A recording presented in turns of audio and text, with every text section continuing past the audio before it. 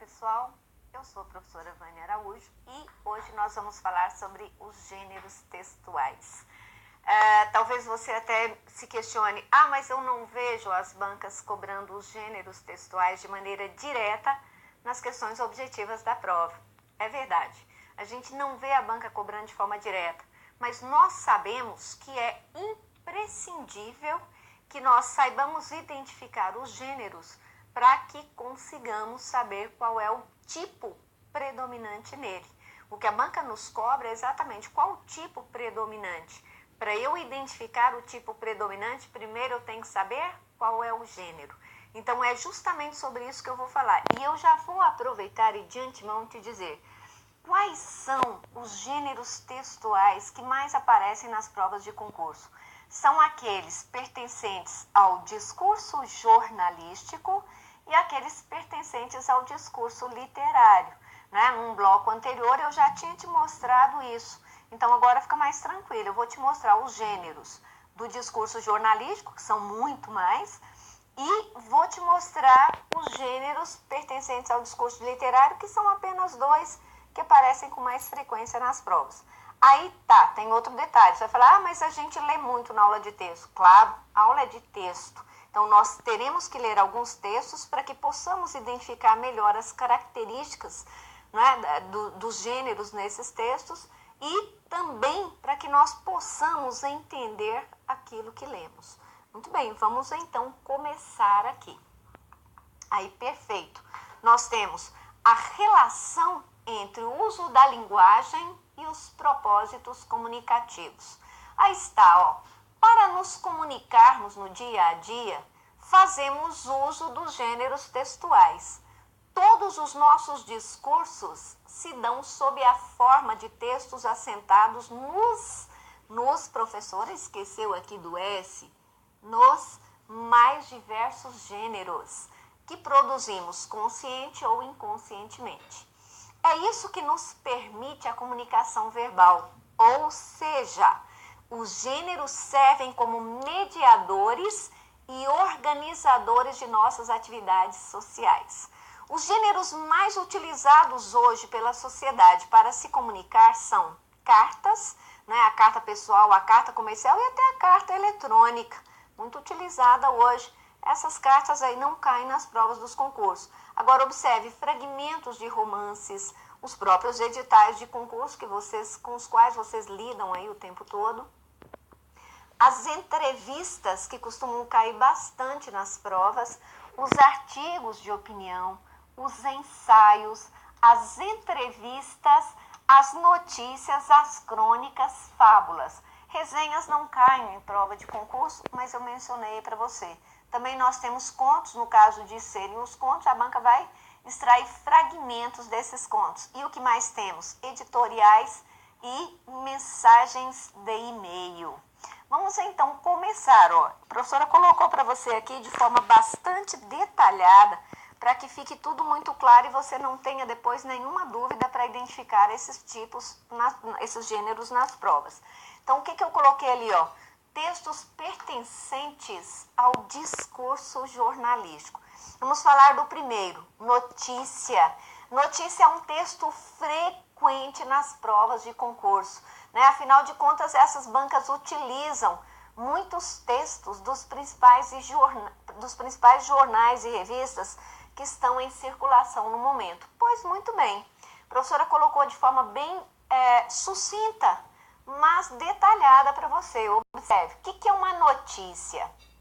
A notícia é um texto narrativo que expressa um fato novo, buscando despertar o interesse do público a que se destina. Gênero tipicamente jornalístico, a notícia pode ser veiculada em jornais, escritos ou falados, e em revistas. Então, vamos de novo? Gênero tipicamente jornalístico. A notícia pode ser veiculada em jornais, escritos ou falados, e em revistas. Muito bem, a notícia vem normalmente encabeçada por um título que anuncia o assunto a ser desenvolvido e no qual são empregadas palavras curtas e de uso comum. Uma notícia deve ser imparcial e objetiva, ou seja, deve expor fatos e não opiniões. É aqui, que nós precisamos ficar muito atentos, muito atentos. Olha o que a professora colocou para você. Uma notícia deve ser imparcial e objetiva, ou seja, deve expor fatos e não opiniões, em linguagem clara, direta e bastante precisa. Vou pedir a câmera aqui para mim para eu falar sobre isso com você. Bom, eu coloquei aqui para você que a notícia deve ser imparcial e objetiva, que ela deve expor os fatos e não as opiniões de quem escreve. Só que nós temos que pensar o seguinte: o tempo inteiro nas nossas vidas, nós esbarramos com textos da imprensa que são tendenciosos, parciais. E isso é muito perigoso para nós nas provas dos concursos, porque a banca CESP, por exemplo, a banca CESP ela sabe captar essas nuances do texto com uma facilidade tamanha e explorar isso contra você nas provas. Então, como é que a gente vai entender essa questão? Às vezes, a banca te dá uma notícia para ler que é tendenciosa, que é parcial. Isso pode fazer com que você confunda com uma dissertação. Mas nós temos que pensar o seguinte: a primeira coisa que eu coloquei aqui para você é que a notícia é um texto de cunho narrativo, de tipo narrativo. Então, tome muito cuidado. Não é? Aí você vai dizer para mim, mas professora, como é que eu vou saber a diferença? A diferença é claríssima. Se fosse um texto dissertativo, o autor exporia a sua tese de maneira clara e taxativa no texto. Quando você tem uma notícia parcial, tendenciosa, o que o autor tende a fazer? Ele tende a colocar a opinião dele de maneira subreptícia. Professora, o que significa subreptícia? Ora, subreptícia é porque ele pôs a informação, a opinião dele de maneira subliminar, só que de maneira também mal intencionada, porque a intenção dele é manipular a opinião de quem lê. Então, na verdade, a notícia, quando ela é tendenciosa, é porque o autor colocou a opinião dele de maneira subliminar e de maneira subreptícia no texto. Ou seja, você não nota claramente a opinião dele, mas quando você lê, você vê que ali há uma tendênciazinha, ou a ser favorável ou a ser contrário ao fato que ele relata. Eu trouxe uma notícia parcial e tendenciosa para você ler, para que você veja o perigo aí. Mas, claro, eu vou te mostrar de maneira muito objetiva como é que você identifica que ela é um texto narrativo e não dissertativo. Mas antes vamos ver primeiro os elementos, né, da notícia. O que nós temos que pensar aqui? Como a notícia é um texto... vou pedir a câmera de novo, só para eu fechar o pensamento.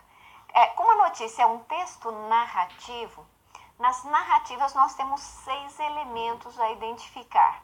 Então, por exemplo, eu tenho que identificar no texto narrativo os personagens, o fato que é relatado, o lugar em que os fatos acontecem, as possíveis datas em que esses fatos acontecem, e também tenho que identificar o modo como as coisas acontecem ou o meio utilizado pelos personagens.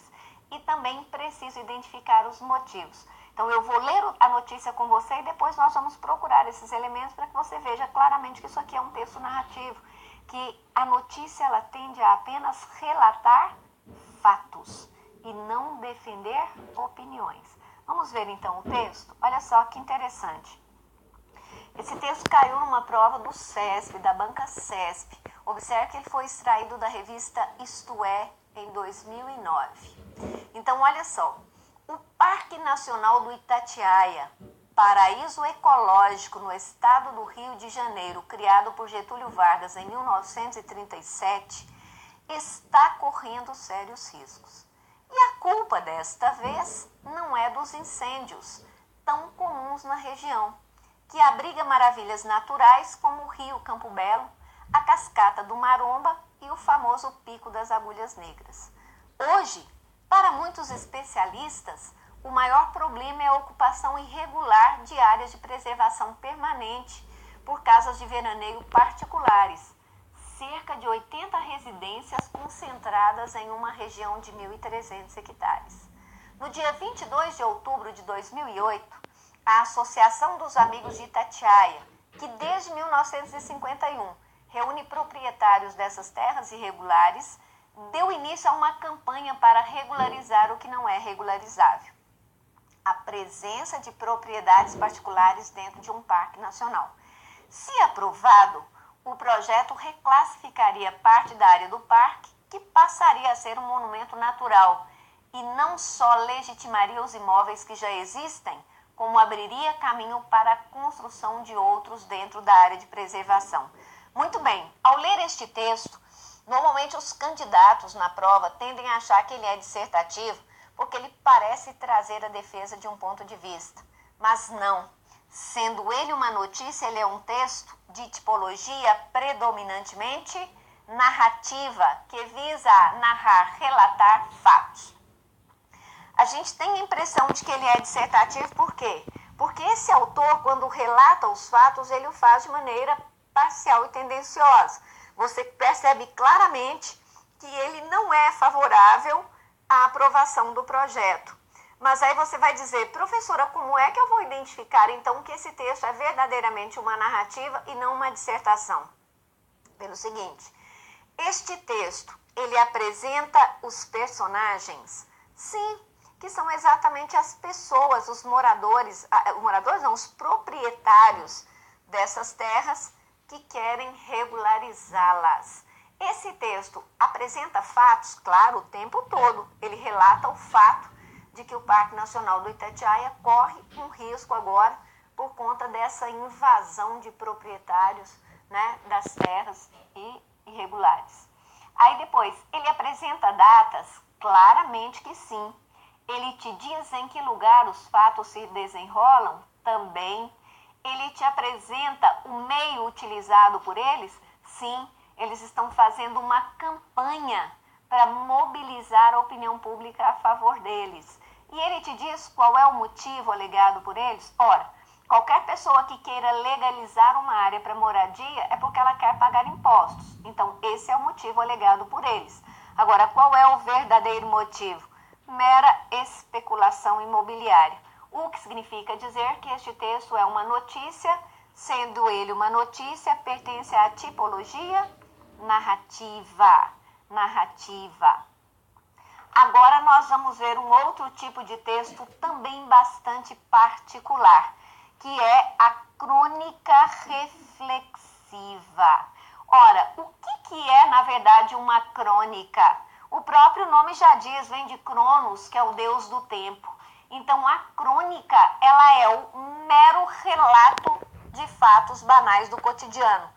Agora, observe que essa aqui é uma crônica em particular, porque ela é uma crônica de teor reflexivo. E o que a diferencia da outra é que a outra pertence ao discurso literário. A crônica reflexiva normalmente aparece no discurso jornalístico. Então, o que a professora colocou aqui para você? É um texto narrativo que traz o relato de fatos relativamente banais do cotidiano, em que o autor tece reflexões filosóficas sobre o assunto. Aí eu acrescentei para você, é como se ele apenas pensasse alto. Ele não tem a pretensão de defender ideia nenhuma, tanto é que este texto é narrativo.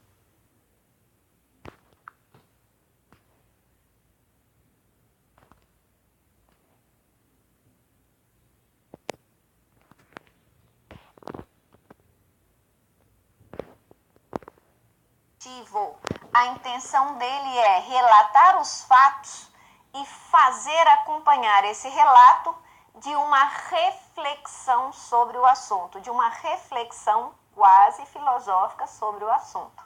Pois muito bem, a crônica reflexiva é uma modalidade de crônica na qual o autor transmite suas impressões humorísticas ou líricas sobre assuntos do dia a dia, procurando cativar a sensibilidade do leitor numa abordagem descontraída. Com a crônica reflexiva, é a expressão espontânea do pensamento do autor, não há uma preocupação com a forma. Ela admite tanto a linguagem culta quanto a linguagem coloquial, como também admite os recursos poéticos, como repetições enfáticas e gírias, por exemplo, né? Até porque ela tem esse viés do texto jornalístico, que já é um texto um pouco mais informal mesmo, né? Não tem essa preocupação com a forma. Pois muito bem, olha o que a professora colocou aqui para você, importante. Apesar de ser um gênero narrativo por definição, a crônica reflexiva é um texto híbrido que mescla algumas modalidades e não prescinde da reflexão e do comentário. Isso aqui é um perigo, porque pode fazer com que você também confunda a crônica reflexiva com uma dissertação, mas não é. Sendo ela uma crônica, ela é um texto narrativo, em que o autor relata os fatos e tece reflexões quase filosóficas a respeito do assunto relatado. Pois muito bem, eu vou ler para você essa crônica do fantástico escritor Afonso Romano de Santana, publicada no jornal Correio Brasiliense, e aí você vai ver que ela se assemelha um pouquinho a um texto dissertativo, mas como ela é uma narrativa, como ela é uma crônica, ela é um texto definido como texto narrativo. Então vamos lá. No início de 2005, muito ouvimos falar de Davos, um lugar na Suíça onde se reuniram os luminares de todo o mundo para discutir as ansiedades que nos paralisam e as perplexidades que nos mobilizam. Por coincidência, Davos é também o cenário onde se monta a ação de um famoso romance escrito por Thomas Mann, A Montanha Mágica. O romance é de 1924 e descreve a vida de um grupo de personagens doentes que no princípio do século se instalaram no sanatório Berghof, procurando recuperar a saúde. O mundo enfermo foi de novo a Davos, procurando diagnosticar seus males, e ali, em sucessivos e variados seminários, se indagou onde estaria a cura dos males de nossa civilização. Lá estavam Tony Blair, Lula e os presidentes de dezenas de países desimportantes. Lá estavam Bill Gates e os gerentes de agências financeiras de todo o mundo. Lá estava até Sharon Stone, recolhendo $1 milhão para as desgraças na Tanzânia. Enfim, lá estava uma amostra da sociedade atual, ou melhor, lá estavam os pajés das diversas tribos de nossa sociedade eletrônica, tentando exorcizar as doenças da comunidade. Observe que isso é um relato de fatos. A Montanha Mágica é um romance muito antigo, mas, sendo antigo, de repente é atual, por causa da metáfora viva que contém e que os sábios do Fórum Econômico Mundial ressuscitaram. Que mágica se pode fazer na montanha de dinheiro acumulado pelo hipercapitalismo para sanar os males que corroem as vísceras de nossa comunidade? Penso se o mundo não foi sempre um sanatório em Davos. Olha só que texto lírico, poético, e que fala sobre um assunto da atualidade, né? Ele faz um relato dos fatos, mas você observa que nesse último parágrafo, principalmente, ele tece uma reflexão sobre o assunto. Você vai dizer para mim, professora, como é que eu identifico esse tipo de texto? É como se o autor estivesse apenas pensando alto. Ele não quer colocar nenhuma discussão na mesa com o leitor. Ele pensa alto e, obviamente, o barulho do pensamento dele me atinge e faz com que eu também pense, mas não é a pretensão dele discutir a ideia com o leitor, porque se a intenção fosse discutir a ideia com o leitor, seria dissertativo. Neste caso, não. A intenção maior deste texto é relatar os fatos.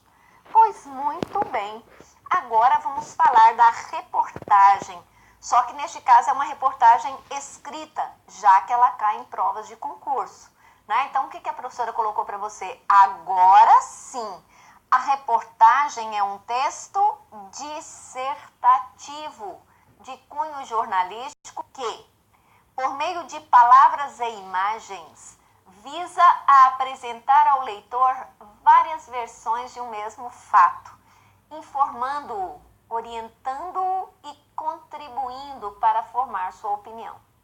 Ela pode também incluir as observações pessoais e diretas do próprio repórter, do próprio jornalista. A reportagem não possui estrutura rígida.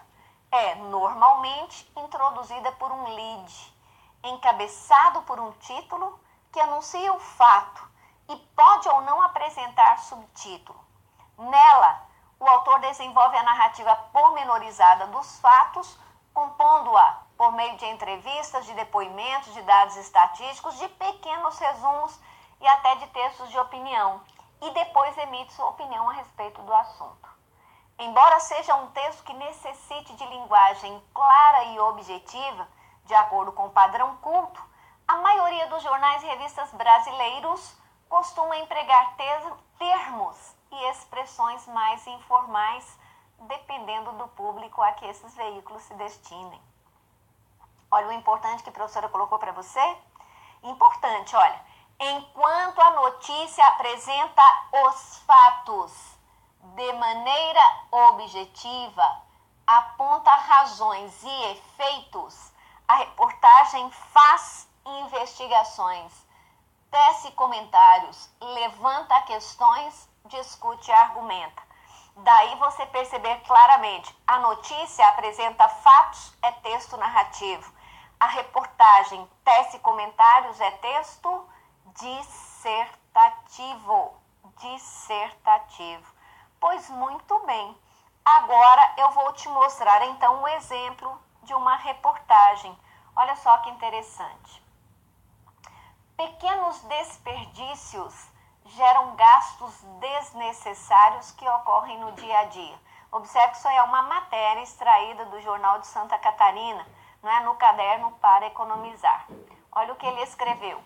O número de situações em que o desperdício ocorre no dia a dia é incontável. 6 exemplos comuns na rotina doméstica serão apresentados na série de reportagens Pequenos Desperdícios até sexta-feira, um a cada dia. São hábitos errados que podem passar despercebidos, mas que no fim de um ano fazem grande diferença no orçamento doméstico. E, se evitados, ainda contribuem para um mundo mais sustentável. Estima-se que 15% do consumo de energia de uma casa seja no modo stand-by. Uma pesquisa da Agência Internacional de Energia constatou que a função consome cerca de 3% da energia produzida nos 31 países da Organização para a Cooperação e Desenvolvimento Econômico. O Brasil não está incluído. E 1% do carbono emitido nessas regiões. Atitudes simples, como não deixar a televisão no modo stand-by, ou seja, desligar no botão manual, desligar o notebook e apagar a lâmpada quando o cômodo está vazio, poderiam reduzir em R$ 256,62 os gastos com a conta de luz em um ano. Ora, é uma matéria, uma reportagem, e observe que ela tece comentários e ainda fundamenta as informações por meio de dados estatísticos. Né? Então, fica clara para nós a diferença. Reportagens são textos dissertativos. Notícias são textos narrativos.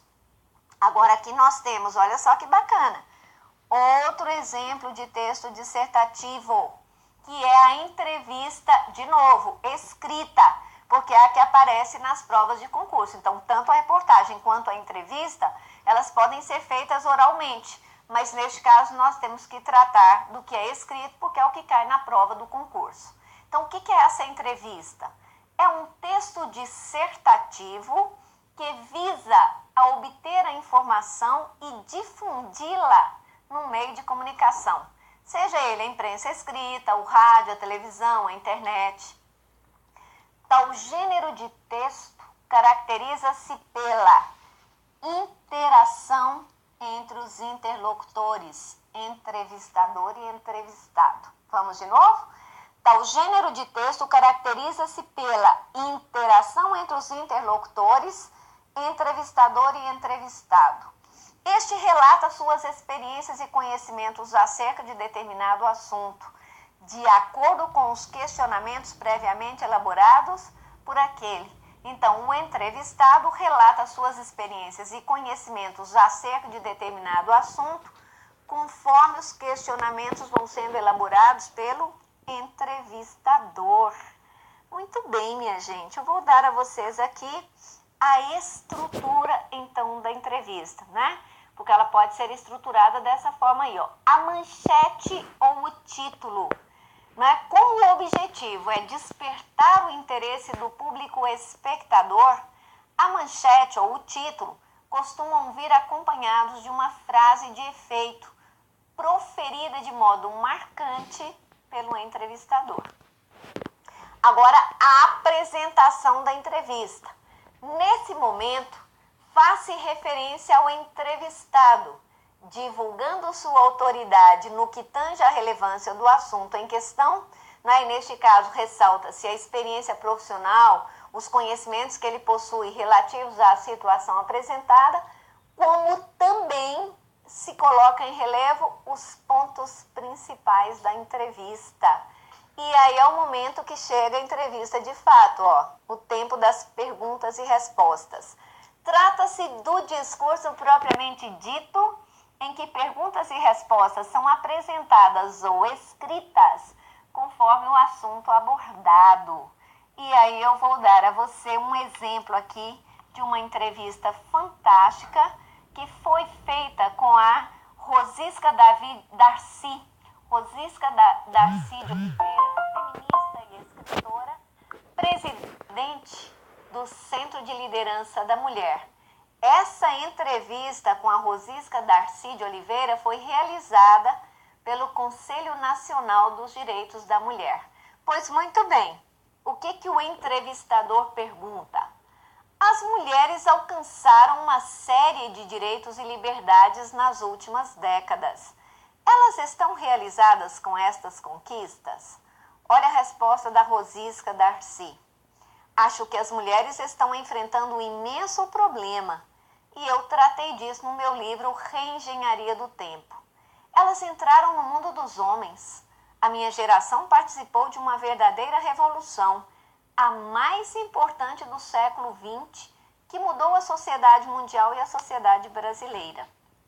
Houve uma imensa migração das mulheres da vida privada para o mundo do trabalho, com consequentes possibilidades de afirmação, de automanutenção, de experiência intelectual, espiritual, mas na essência estamos pagando muito caro, porque fizemos essa migração para o mundo público sem negociar a vida privada. Olha que interessante essa ideia dela. Fizemos essa migração para o mundo público sem negociar a vida privada. Essa entrevista, minha gente, ela foi cobrada numa prova da Banca CESP. E o que prova para você que são estes textos que têm caído com frequência nas provas dos concursos. Pois muito bem, com isso aqui, nós acabamos de fechar o nosso primeiro bloco sobre os gêneros textuais. No próximo bloco eu vou continuar falando de gêneros pertencentes ao discurso jornalístico e vou finalizar falando dos dois gêneros pertencentes ao discurso literário que caem com muita frequência nas provas. E eu te aguardo no próximo bloco.